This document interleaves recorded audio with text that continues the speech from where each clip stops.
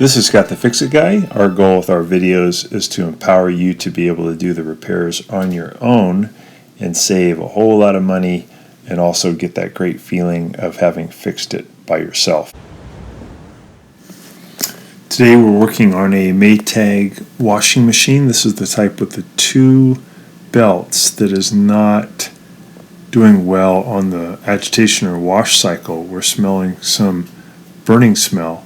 So I think the motor is probably just on its way out. We're going to be replacing the motor. So I turned off the water, I removed the hoses, and I removed the drain hose. I'm going to pull it away from the wall by about 3 feet, and then I'll unplug it, and I'm going to lean it back to about 45 degrees so that it's supported and I can get underneath it a little bit easier. These are really good machines. They last a long time. I'm taking out these two Phillips head screws here at the bottom, and they're in at maybe about a 45-degree angle. After that, I'll lift the bottom of the front plate out, and then the two clips on the top will let go, and I can get that plate out of the way. The motor lives right here in the front, lower left-hand corner, and we're going to do just a little disassembly. We're going to take out this one screw that's holding on the motor cover. And then we're going to slide it up and out. I'm going to take these belts off by just pulling them off the pulley on the pump and then the one on the transmission. Those come right off.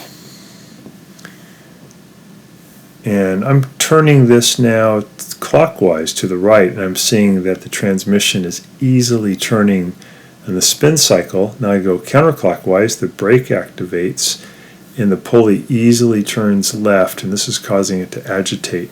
So I just wanted to make sure there was nothing that was making this pulley difficult to move, like a brake that was stuck or something caught between the tub and the spin basket, because that can burn out a motor. So this actually moves really well and easily. So the burning smell from the motor is just coming from it being older and being fatigued. It's probably been running for about 18 years, so it's just time to replace it.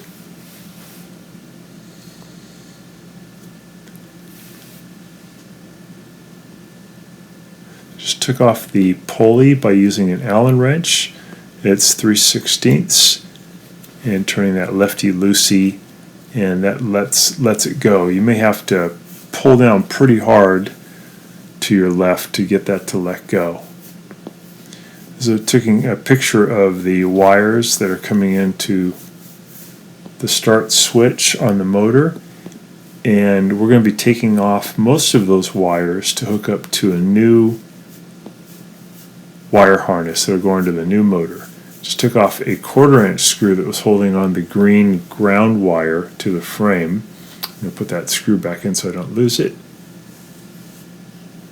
And now I'm just pulling these wires off of the old start switch and putting them into the new wire harness that comes with the new motor. Some of these are a little bit hard to take off. You can use some pliers or needle nose pliers to get them off. And they're color coded, so yellow goes to yellow, white goes to white, blue goes to blue, red goes to red, black goes to black. It's pretty easy. Just want to make sure that you push them in there really tight so it makes a good electrical connection.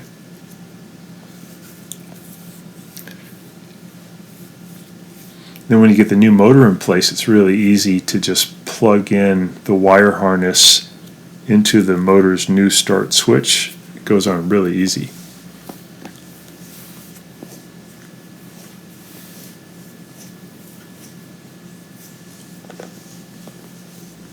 So this motor was working. It was able to do the spin cycle and agitation, but it was getting a burning smell, and also the thermal high limit on the motor would cut out, and it wasn't able to finish the spin cycle or agitation until it cooled down, until it reset.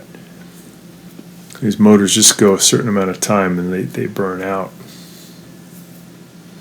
So now we're going to remove the motor from the frame, and we have one screw here in the front. I push the motor back away from me. It's on a slide that has springs, so you can actually push it away to expose this one screw. I'm pushing it toward the back of the washing machine, and I'm just zipping this off with a small ratchet.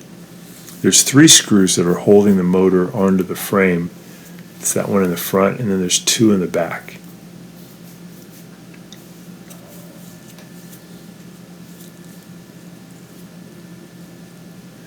And the ones in the back are pretty easy to get to. They're exposed, and you don't have to slide anything. They're just open for you to get to. You can, if you choose at this point, you can go ahead and bring the washing machine back down onto a flat surface. You don't have to have it lean back anymore.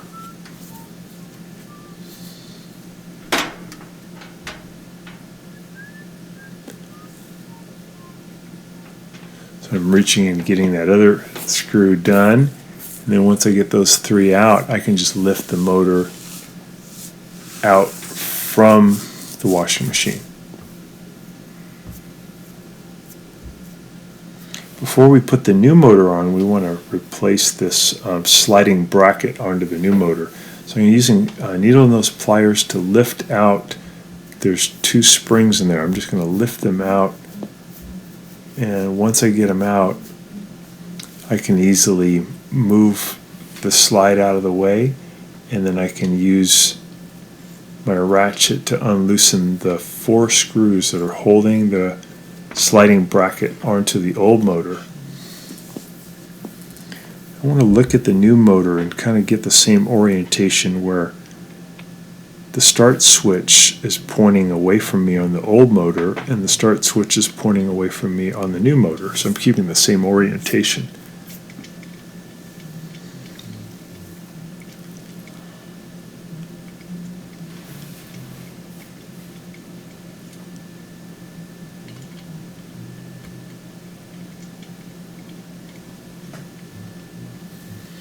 So I'm just zipping off these old nuts that were holding it on.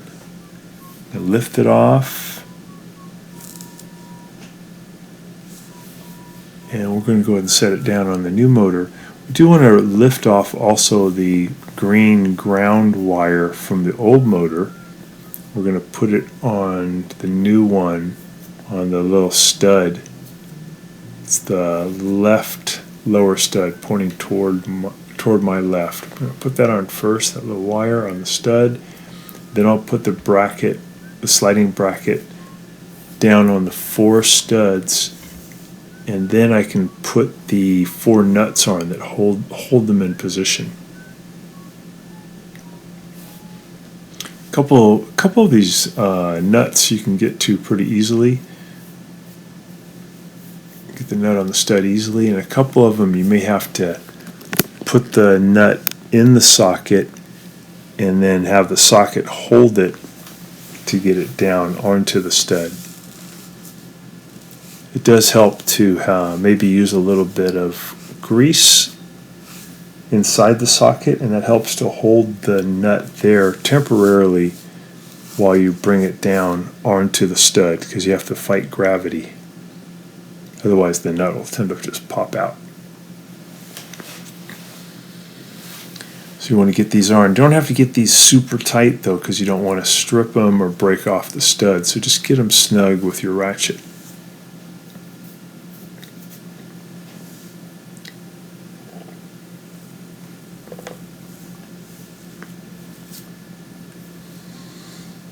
So when you were doing the pulley test earlier in the procedure, if you noticed that the pulley did not move easily, you got to figure out why that is before you install the new motor, because otherwise it may burn out your new motor.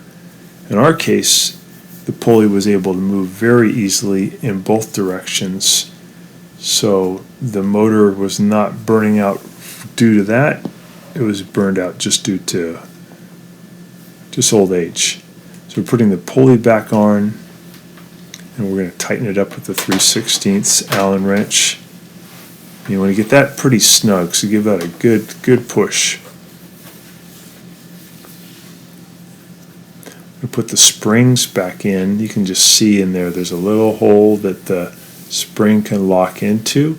And using your needle nose pliers, you pull on it, and it comes up and hooks into a little hole here at the top. And there's two of them, so you did the one on the right and then you do the one on the left.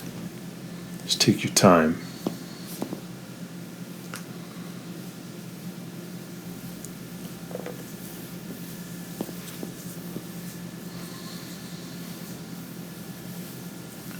There we go. Making sure it can slide easily. That's good. So we're all set now to put the motor back onto the frame. So we're going to set it down, and then we'll go ahead and put those 3 screws in that hold it to the frame. Got to be a little bit careful not to over tighten those, just get them snug, otherwise they may strip. So I'm putting on the ones in the back first, back right and back left, and there's just one in the front. There's the one on the left, just doing it by finger tight first.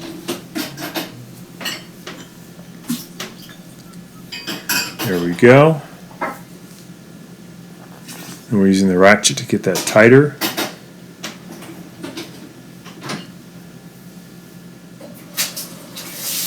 And again, not super tight, but just tight to where it's snug.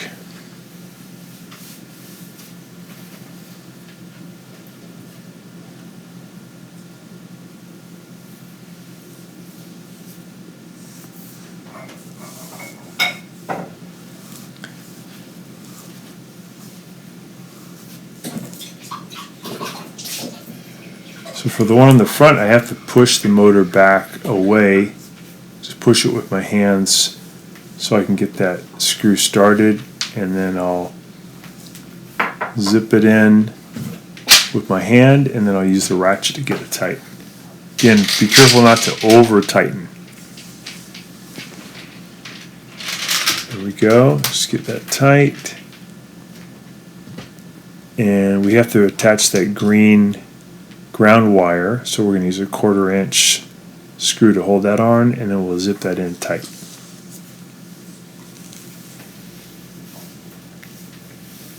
We have to put on the motor cover back on the top and put the belts back on.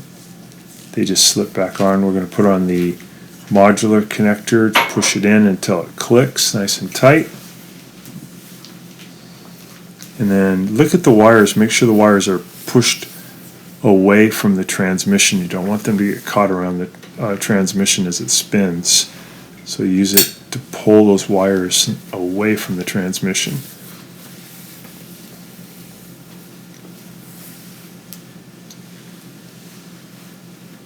And again, we got to get the belts back on and put the motor cover back on. We'll put the front panel back in position at the top, lean it back, and then we'll add those 2 Phillips head screws to hold it back in, and we'll set it down, and you are done.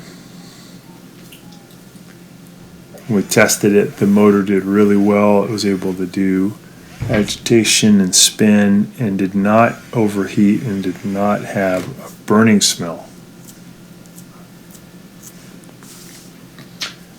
Hook the water back up, plug it in, and hook the drain back up.